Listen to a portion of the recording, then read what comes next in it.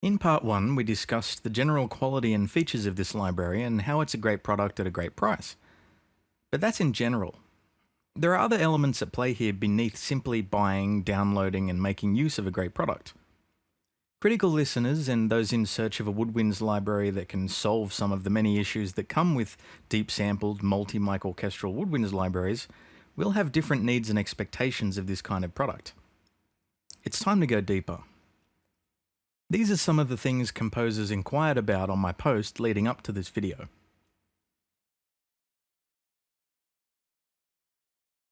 This library does have an option to use vibrato or non-vibrato sustains, and both use legato transitions. It isn't available for every instrument though. For example, the contrabassoon only has non-vibrato sustains.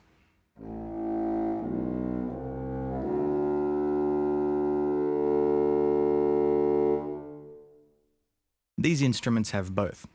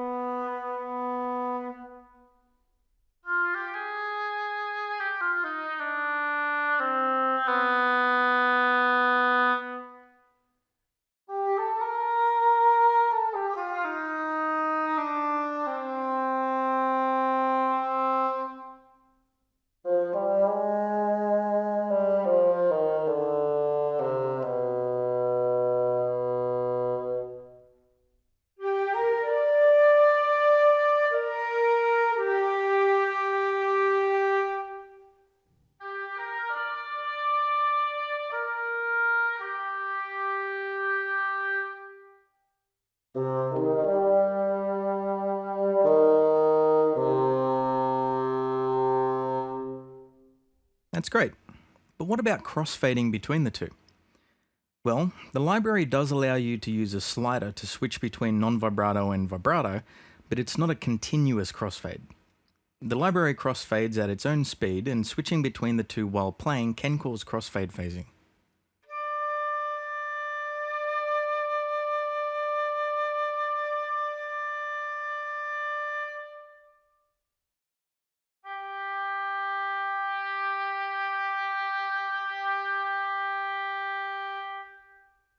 Not a deal breaker for me, as the instruments have a healthy lead into vibrato when moving note to note, but for those who want to crossfade during a held note, this system won't work well for them. The legato for this library is long-form legato, so you won't hear any phasing during the sustain of a note you've moved to. However, in that split moment from when the note first begins its transition to when you hear the movement to the next note, it is possible to hear a small phase shift. Many of the legato transitions in this library don't have any audible phase shifts, but there are certain notes on certain instruments where you can just barely hear them.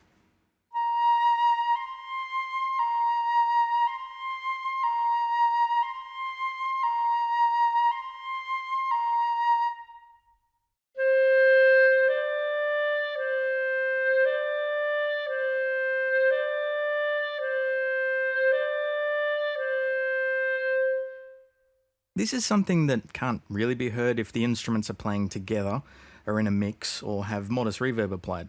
But out of the box and exposed at volume, you can pick up on it.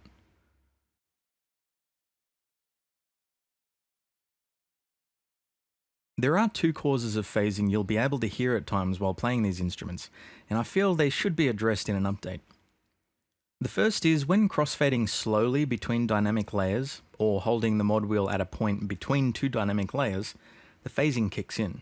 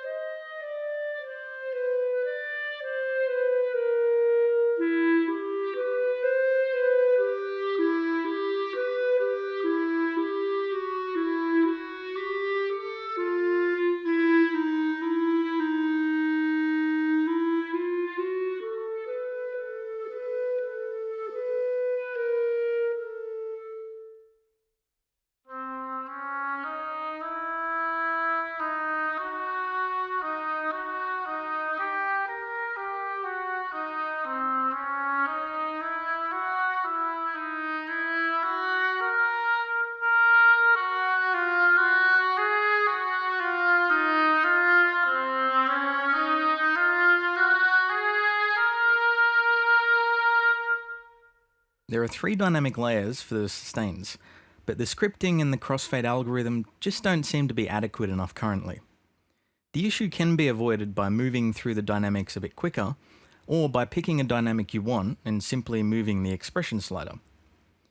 Woodwind dynamics and transitions are a nightmare to record, edit, and program in phase, so some libraries mitigate this by providing a single dynamic layer for the Legato patch and setting the mod wheel to control volume and apply a high cut filter as the volume is brought down to mimic dynamics.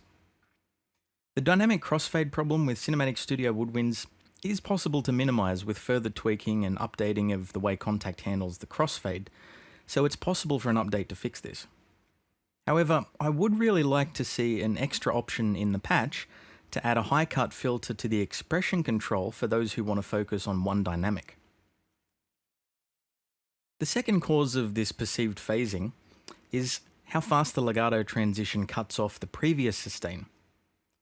I feel for some of these instruments, when moving from note to note at a moderate pace, even when activating the medium and fast transitions, the script doesn't cut the previous sustain off fast enough, so you can sometimes get this bleeding effect from the previous sustain.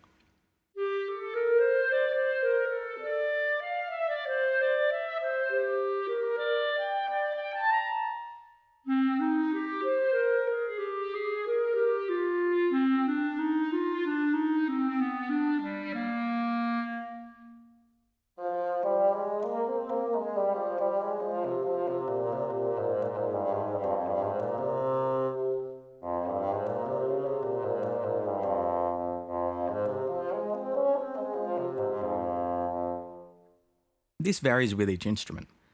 I find the English horn and flute have a much tighter cutoff.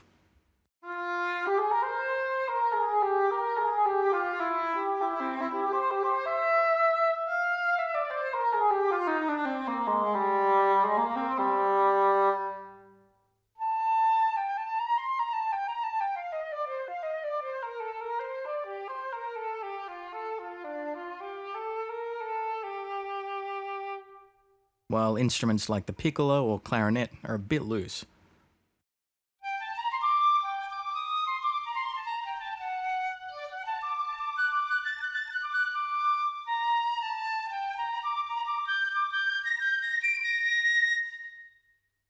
These could be made tighter in an update, I think.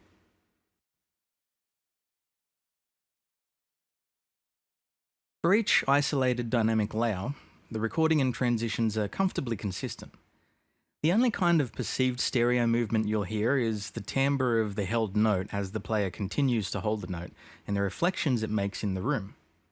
You'll hear the same thing when recording live, as it's the nature of psychoacoustics with woodwinds.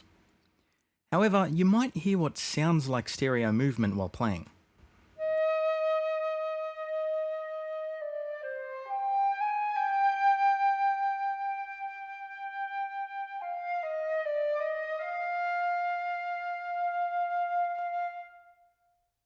Apart from also being a product of the issue with crossfade phasing between the dynamic layers, what I noticed is that the lowest dynamic gets boosted in volume as you go down. This has the unintended effect of making the instrument sound like it's moved closer to the mic. This boost in volume isn't present in the strings and brass volumes, so I think it should be dialed back a bit in an update. Something that would also help would be to apply a bit more volume regulation to the sustain samples so that they don't vary so much, which can also affect the boost in volume when crossfading to the lower dynamic during certain times. The overall volume can be addressed in an update, but going back and carefully moulding the volume of the sustain samples for absolute perfection would require some serious workload. I'd be happy with an update that simply lowers the overall volume. The same applies to the short notes, which seem to have a smaller dynamic range because, again, the softer dynamics are boosted just a bit too much.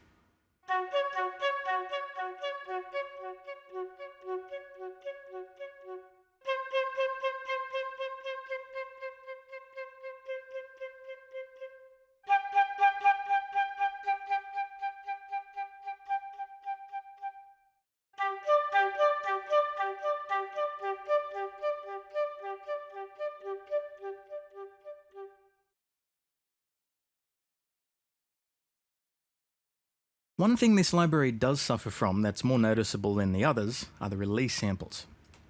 Not all, but for most of the instruments, the release tails are simply too long and too loud for my taste.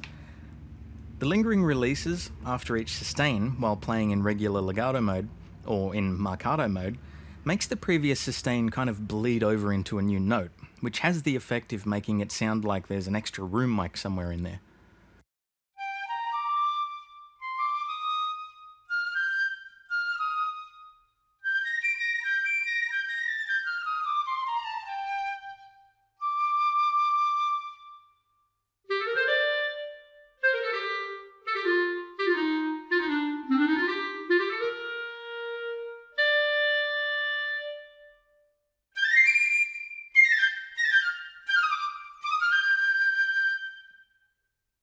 It can also cause potential subtle phasing if you're playing fast, stopping and then starting again like this.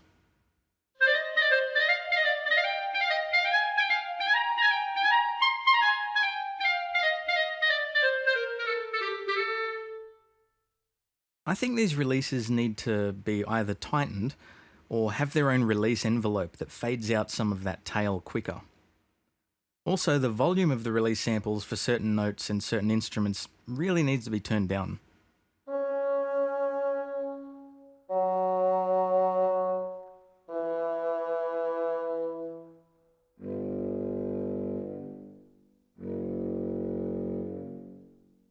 Because they can sound like they're slingshotting off of the instrument.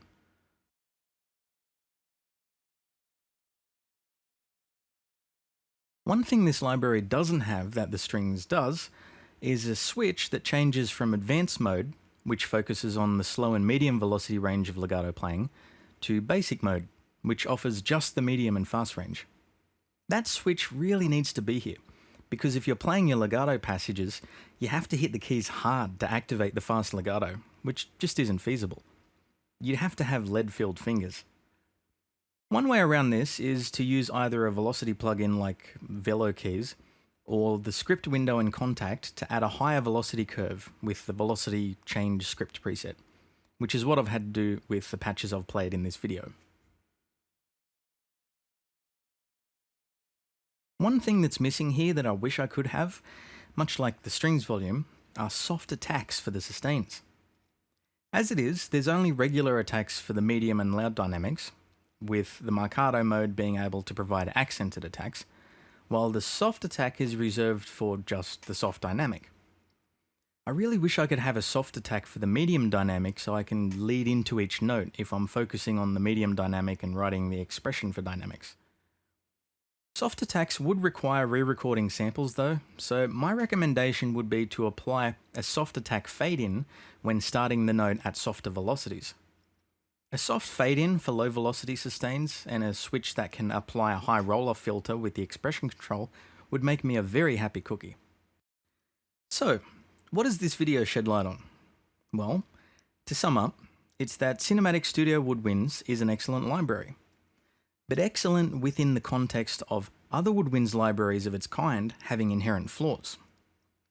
The flaws Cinematic Studio Woodwinds does have amount to the library being better in consistency and quality than most of those comparable libraries, but it's still comparable.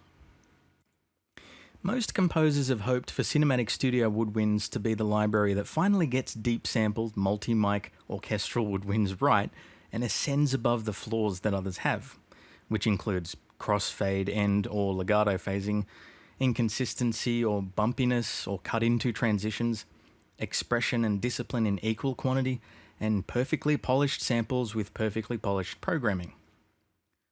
Cinematic Studio Woodwinds gets the expression and discipline in equal quantity right.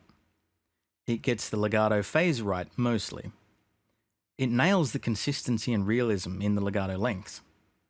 But it falls short with the dynamics crossfading and the vibrato crossfading, and has little flaws like low dynamic volume settings and release samples and the tightness of the legato sustain cutoffs while transitioning.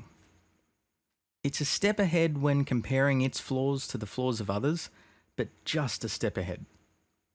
I think with some more tweaking, editing and script polish, this library could be better, making it 2 steps ahead of the rest rather than just one, and would cement this as one of the greatest Woodwinds libraries available.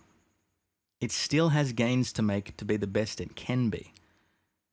But to be perfectly polished, to cross that line between vision and the limitations and nightmares of recording and editing a Woodwinds library, I think Cinematic Studio Woodwinds will always sit just behind that line, touching the edge of it.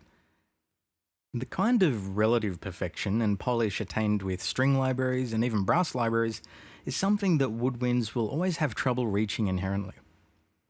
But perfectionism aside, does Cinematic Studio Woodwinds, even in its current state, provide a realistic, professional tool that can be used convincingly in a blockbuster film score? Yes. That's the bottom line. And that's that. I'll see you next time with another library. Check you later.